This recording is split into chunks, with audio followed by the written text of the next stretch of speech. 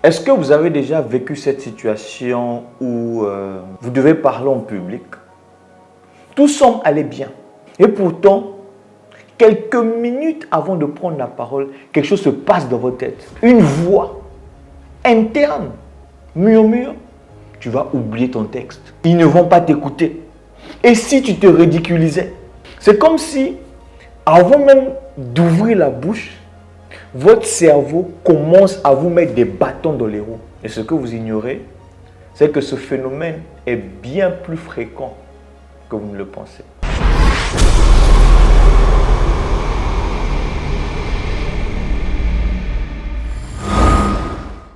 Salut à toi et bienvenue une fois de plus dans cette vidéo consacrée à l'art oratoire.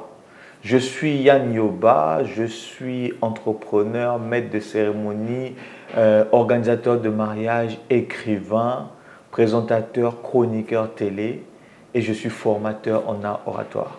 Et comme j'aime dire, pour être simple, pour être humble, pour être modeste, je fais partie des meilleurs formateurs d'art oratoire du continent africain. Donc si tu es là, tu n'es pas là par hasard. Alors reste dans cette vidéo parce que tu vas apprendre énormément d'éléments.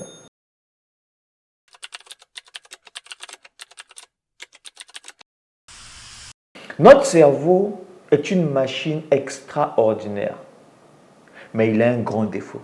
Il déteste l'incertitude et l'inconnu.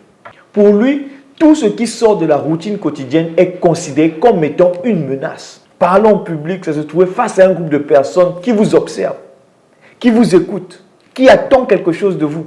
Et pour votre cerveau primitif, cette situation ressemble dangereusement à un jugement social.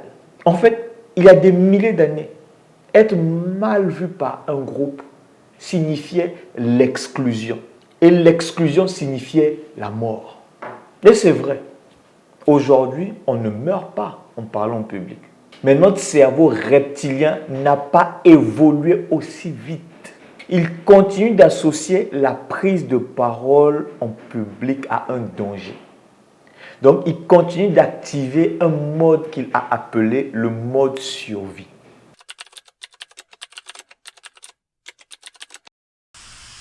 Quand votre cerveau est face à un danger, il active automatiquement trois choses. Numéro 1, la fuite. Vous cherchez inconsciemment un moyen d'éviter la situation. Vous retardez le moment de parler. Vous laissez les autres prendre la parole avant vous. Vous persuadez que vous n'êtes pas prêt. En fait, vous trouvez des situations pour ne pas affronter le public. 2, le combat. Ici, votre cerveau vous pousse à surcompenser. Vous forcez votre voix. Vous parlez trop vite. Vous essayez d'impressionner votre audience. Mais en réalité, votre discours manque de naturel et d'authenticité. Numéro 3, la paralysie. C'est la sensation la plus redoutée par les gens. Le trou noir, le vide, tout disparaît. Vous montez sur scène et dès que vous arrivez, plus rien. Le vide. Votre esprit se vide. Vos mots disparaissent. C'est comme si votre cerveau décidait de s'éteindre complètement. Et ce qui frustre, c'est que toutes ces réactions sont automatiques. Vous ne les contrôlez pas consciemment, à moins de savoir comment les désactiver.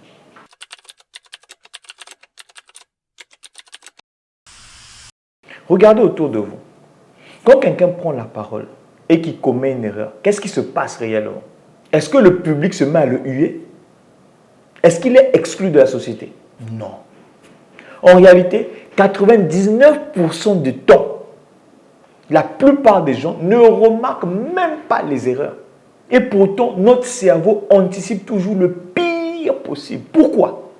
Parce que votre cerveau déteste l'inconfort. Et plutôt que de gérer une situation inconfortable, une situation stressante, il vous bombarde d'excuses pour vous empêcher d'affronter la situation.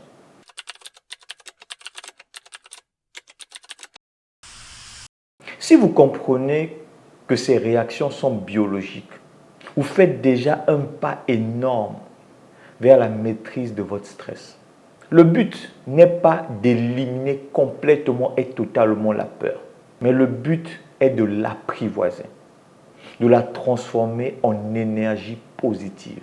Et ça, ce n'est pas un talent réservé aux grands orateurs.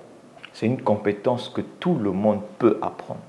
La prochaine fois que vous allez sentir cette petite voix vous dire « tu vas échouer », rappelez-vous que ce n'est pas vous qui parlez, mais c'est un programme archaïque qui se trouve dans votre cerveau qui essaie de vous protéger d'un danger qui n'existe pas. Et si au lieu de subir, vous apprenez à le reprogrammer? Et ça, c'est une autre histoire. La vidéo est déjà trop longue. On en reparlera bientôt. J'espère que tu as aimé. Commente, partage. Pose-moi des questions. Laisse un commentaire. À bientôt.